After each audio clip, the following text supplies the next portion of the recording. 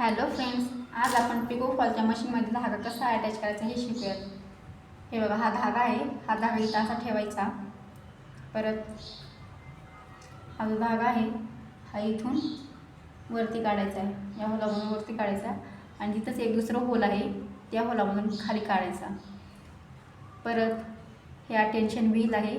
या अटेन्शन व्हीलमधून हा धागा असा गोल काढून घ्यायचा आणि परत इकडून असा अडकून घ्यायचा.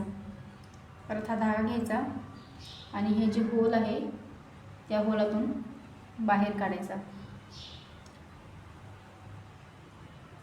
परत ही सुई जी आहे, सुईचं टोक आपल्याकडे आहे, हे चेक करायचं आहे आपल्याकडं. आणि परत हा धागा ओवून घ्यायचा. हा बघा, धागा ओवला आहे. परत ही जी बॉबिन केस आहे, या बॉबिन केसमध्ये धागा आपण ऑलरेडी भरून घेतलेला आहे. हा बघा, धागा आहे हा इथं असा ठेवायचा आणि इथून असा अडकून द्यायचा आणि वरती काढायचा.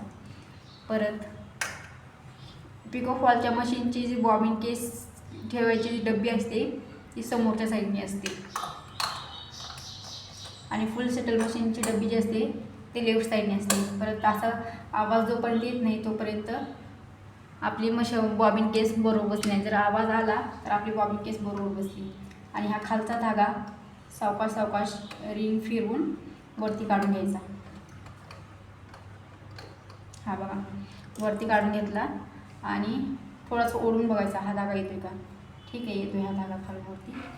आणि परत मी अशी टिप मारून दाखवते तुम्हाला बरोबर बसले का नाही धागा.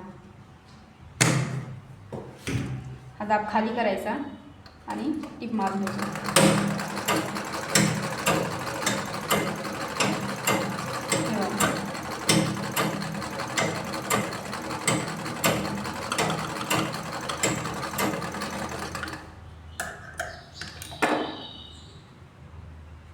बरोबर बसली आपली सुई आणि धागा पण बरोबर बसला आहे आणि टिप पण बघा एकदम छान आली.